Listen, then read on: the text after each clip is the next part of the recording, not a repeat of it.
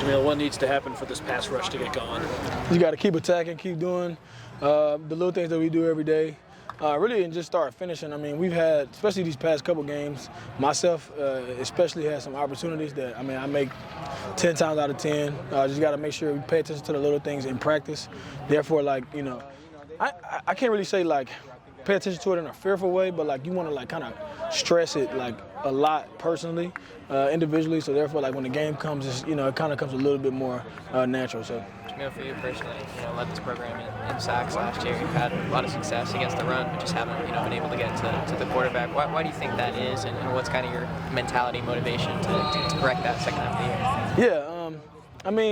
Yeah, this thing we call life is a daily fight, and I just, you gotta look at it as just, you gotta stay persistent. A lot of things I've been through in my life, for me to be concerned or worried about not having the amount of sacks I would want to have right now would be foolish. Not saying that you're that. I'm just saying personally myself. So I'm not at all worried in that category. However, I just mentioned with him, I am personally and individually doing things different on my end to make sure okay, this is what has to get done daily. Whether it be in practice, outside of practice, in class, outside of class, to make sure that I'm in the right position to finish. And if you look at the past 2 weeks especially, I've been in a lot of those positions, winning one-on-one, especially, the play at the end of the game this past week, which has, haunted me a lot. But, I just got to finish those. Like I said, I make those 10 times out of 10, and I just got to continue to make them. What is the play that? The one where I came, it was a couple really or one I know where I came around the edge, but the one at the end, I think it was right after Kamari's deflection. I came right up the middle. I leaned the wrong way, and so that would have been game right there. So just gotta take those and make them next time. I'm sure I'll be in a lot more positions like that, especially with 6, 7, 8, however many games we have left. So. Who can help fill the void with Anthony not being available anymore? Anthony is a special player.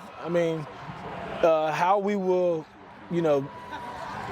manage or rotate, however you want to call it, without him, that's a question for Coach Riley, obviously, and the coaches in their game planning. What we can do individually and as a whole is just continue to work as hard as we can, and just continue to just get better each and every day.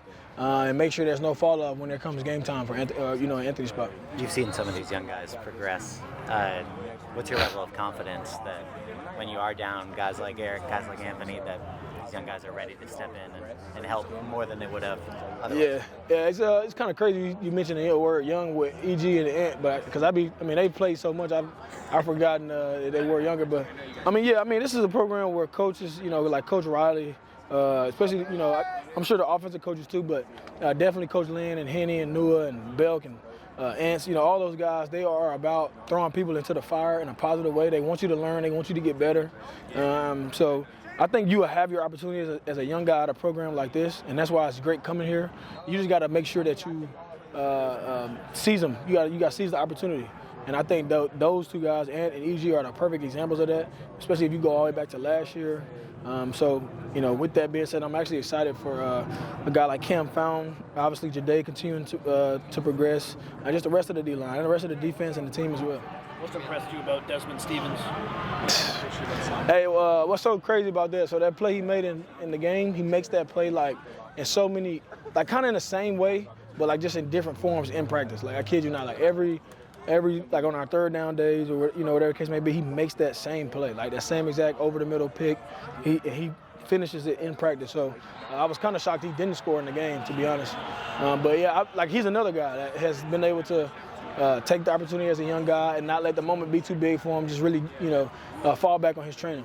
Devin Tompkins, came to USC. I think it was just a year of organized football under his belt. What have you just seen in terms of his progression and development that's really stood out in him getting to the starting spot? No, that's actually why I totally forgot that. And that's my guy. I forgot that his background was that slim when it came to football. But yeah, he's another one. Age maybe not, but even then, just his progression under the program, he could be considered young. He's another one that has, taken his opportunity to another level this year. And I said that before the season. I mentioned Dev.